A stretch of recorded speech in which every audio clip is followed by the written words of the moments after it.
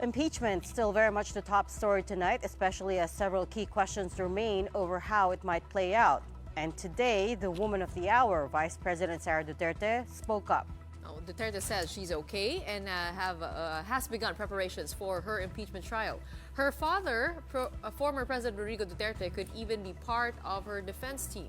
For now, VP Sara also dismissed the idea of resigning as a way to dodge trial in the Senate. Brel Montalvo has tonight's big story.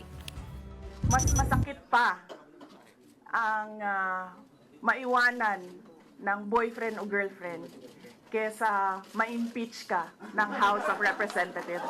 A smiling, made-up, defiant Vice President Sara Duterte faced the media today to answer questions about her impeachment just a day after President Marcos spoke to reporters. In an almost 30-minute press conference, she assured her supporters that she's okay and that she knew all along that the House was coming for her.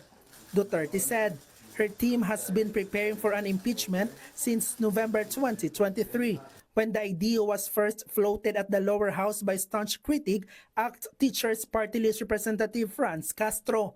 Duterte's opening statement was brief. Sa mga nakaraang araw, marami ang humihingi ng reaksyon, komento o damdamin. Damdamin ko sa issue ng impeachment na naihain laban sa akin. Ang tanging masasabi ko na lamang sa puntong ito ay God save the Philippines. Before the press con, reporters were told that Duterte won't be answering questions and will only give a short statement. But Sara did allow several questions, although there were some that she refused to answer. The president said he has nothing to do with the impeachment. Do you believe? I do not want to answer that question. Next. Ma'am, confirm po ba na si dating Pangulo Rodrigo Duterte isa sa mga abogado niyo para sa impeachment? I do not want to answer that question. Yes, ma'am. Ma'am, naniniwala po ba kayo na may gumalaw po for the impeachment? May gumalaw po na parang money involved? I do not want to answer that question. Kasi sabi, ito lang daw basahin ko. She was also asked if her father, former President Rodrigo Duterte, will be lawyering for her in the impeachment trial, which he had previously suggested.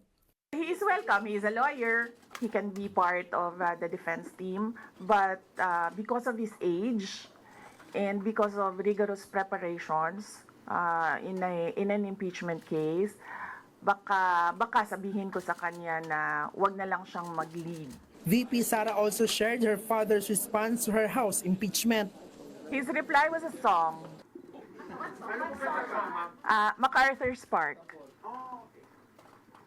So, nagpadala siya ng video na kumakanta siya.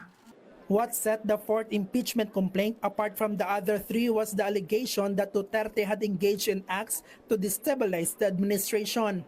These include declaring herself the designated survivor during Marcos 2024 SONA, and revealing in an impromptu livestream in November that she had arranged for someone to kill the president, his wife, and Speaker Martin Romualdez in case she herself is killed. May kinausap na ako na tao. Sinabi ko sa kanya, kapag pinatay ako, patayin mo si BBM, si Lisa Araneta, at si Martin Romualdez. No joke. Fast forward to today, February 7, 2025, and the Vice President flat out denies she plotted to have the President killed. I did not make an assassination threat to the President.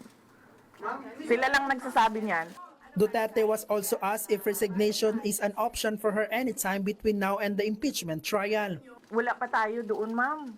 Masyado pang malayo yung mga ganyan na mga bagay. Nandun pa lang tayo sa